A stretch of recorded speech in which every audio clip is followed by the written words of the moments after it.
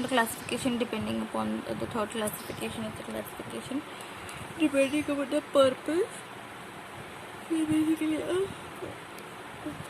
physiological classification. The first classification isn't named anything. It is your inborn and acquired classification. Second one, classification dependent upon your the second classification is anatomical classification. Third one is physiological classification. In this method, the reflexes are classified depending upon the purpose. Is basically the functional significance. Reflexes are classified depending upon functions.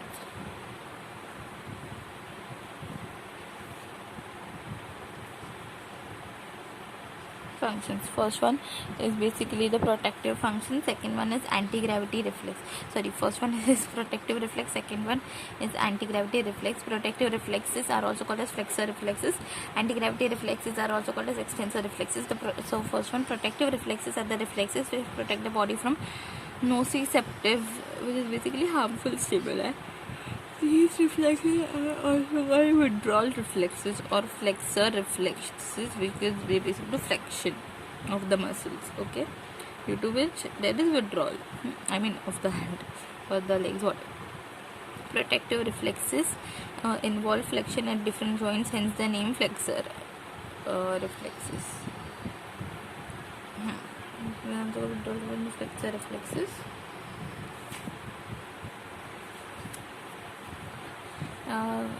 Reflexes are the reflexes which protect the body from harmful reflexes which protect the body from nociceptive or harmful stimuli. Anti-gravity reflexes are the reflexes that protect the body against the gravitational force. These reflexes are also called as extensor reflexes because the extensor muscles contract during these reflexes, resulting in the extension at the joint.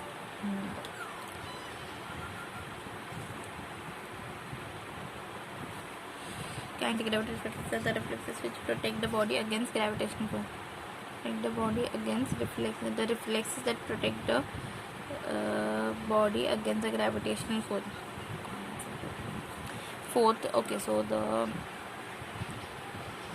one second. So basically the protective reflex, there are based on the physiological third classification is the physiological classification. The reflexes are of two types: protective reflexes, which are also called as flexor reflexes, and second one is the anti-gravity reflexes, which are also called as the extensor reflexes. So basically in the protective reflexes or in the flexor reflexes, the first reflex basically protects the body from the nociceptive stimuli, which is the harmful stimuli. So basically protect the body from harmful stimuli. What happens in it is that if any harmful stimuli like pain and all is caused to the body, there is flexion, there is basically withdrawal of your hand and all, and there is basically flexion of your hands, legs, or whatever muscles involved. So protective reflexes involve flexion at various joints, hence the name flexor reflexes. Second one is, these are also called as withdrawal reflexes because there's withdrawal of hands and legs if a harmful stimulus like pinprick and all touches us. Second kind of stimuli are the anti-gravity reflexes, or reflexes are the anti-gravity reflexes or extensor reflexes. These basically help us to stand and all because they protect the body against the gravitational force.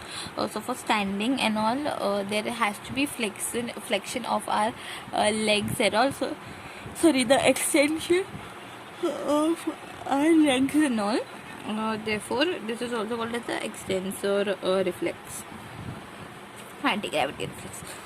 Fourth classification is the classification depending upon the number of synapses. Depending upon the number of synapses in the reflex arc, reflexes are classified into two types: monosynaptic reflex and polysynaptic reflex.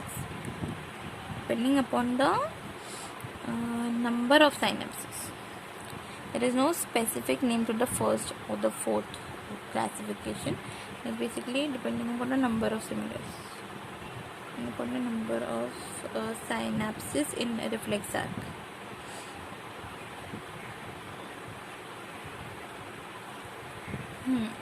Monosynaptic reflex having only one synapse in the reflex arc, having only one synapse in the reflex. Stretch reflex is the best example, having only one reflex, and reflex having more than one reflex.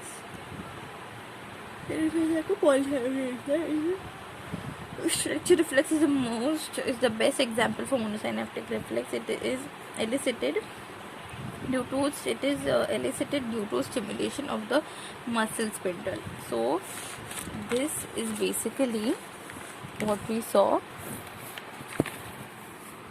This is a monosynaptic reflex wherein there is only one synapse, and this is basically monosynaptic synapse is like example of monosynaptic synapse is stretch receptor. Monosynaptic reflex is stretch receptor in which there is only one synapse. Stretch receptor means apna muscle spindle fiber.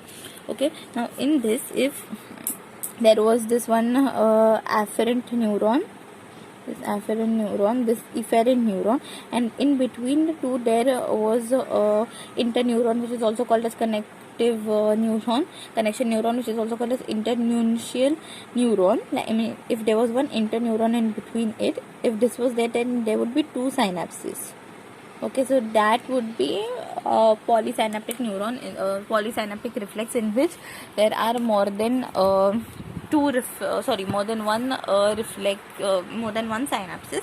The example of this is flexor reflex.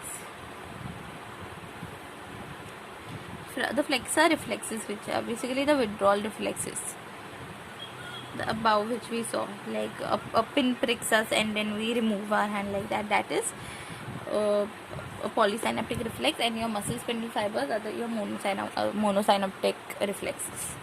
Now the fifth and final second as classification is depending upon whether somatic or visceral reflexes.